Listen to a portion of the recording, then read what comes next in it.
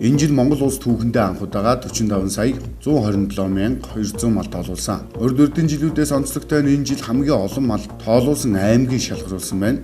Энэхүү шалгуураар 3 сая 772 мянга 300 мал тоолуулсан Аранхай аймаг хамгийн олон мал тоолуулсан сумаар 372 мянга 261 толгой мал тоолуулсан Аранхай аймгийн Эрдэнэ мандал сум тодорлоо.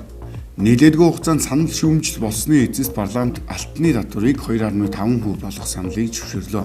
Улсын хурлын баасан гарагийн чуулганаар ашигт малтмалын хуульд нэмэлт өөрчлөлт оруулах тухай хуулийн төслийг эцсийн хэлэлцүүлгийг хийж гишүүдийн 53.3% дэмжснээр Монгол банкнд алт тушаасан нөхцөлд роялтын татвар 2.5% болон буурч байгаа юм а. Анх 1983 онд хийж эхэлснээс хойш 31 дэх жилтэйгээ золгож буй болорцом яруу найргийн наадам Өвөрхангай аймагт болж 25 найрагч тайзнаас үзэгчдэд шүлгээ уншиж сонирхуулснаас 5-ын даванд яруу найрагч Бацайхан, Моломжамц, Өсөх Эрдэнэ, Ууган Баяр, Цэндавиш нар шалгарсан юм а. Тэгвэл сүүлийн даванд онооны дарааллаар 18 оноогоор Моломжамц тэргүүлж болорцом эзэн боллоо.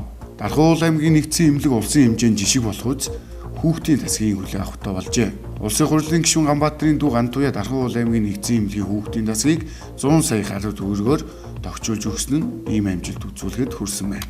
Цагаан сар болоход 7 хоног хүрэхгүй хоногийн хугацаа үлдсэн учраас нийслэлийн төр захиргааны байгууллагын зүгээс шийдвэр гарган өнгөрсөн амралтын өдрүүдэд Нарантуул худалдааны төвийн чиглэлд гэр хорооллын 11 чиглэлээс 22 бүхэн автобус иргэдэд үйлчлүүллээ. Ургийн өсөлтөнд агаарын бохирдол сөрөг нөлөө үзүүлж байгааг судлах судалгааны нээлт өнгөрсөн баасан гарагт боллоо. Уг судалгаа 3 жил үргэлжлэх бөгөөд эрүүл мэндийн шинжлэх ухааны их сургууль, Канадын Саймон Фрейзерийн их сургууль, Сүхбаатар дүүргийн эрүүл мэндийн нэгдэл хамтран зохион байгуулахаар болжээ. Монголын улаан загалмай нийгэмлэг эх сарын 25-наас 26-ны өдрүүдэд ээлж чуулганаа ихээр бэлтгэж байна.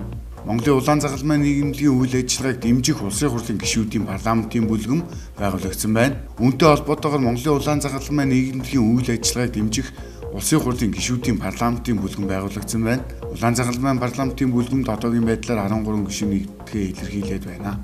Улсын хурлын тамгын газрын ерөнхий нарийн бичгийн дарга гисэн шалгавдарж өнгөрсөн баасан гарагт Монгол Ардын намын гишүүнчлээ сэргээсэн талаар мэдээлэл хийлээ. Улсын хурлын чуулганаар нэмэгдсэн өртгийн албан татврын босхийг 50 сая төгрөгөөр тогтоох хуулийн төслийг дэмжлээ. Ингэснээр аж ахуйн нэгжийн орлогын албан татврын тухай хуульд нэмэлт өөрчлөлт оруулах, нэмэгдсэн өртгийн албан татврын тухай хуульд өөрчлөлт оруулах төслүүдийг хэлэлцэн зүйтэй гэж гишүүдийн онлонх нь үзсэн учраас холбогдох байнгын ороодод анхны хэлэлцүүлгийг бэлдүүлэхээр шилжүүлсэн байна.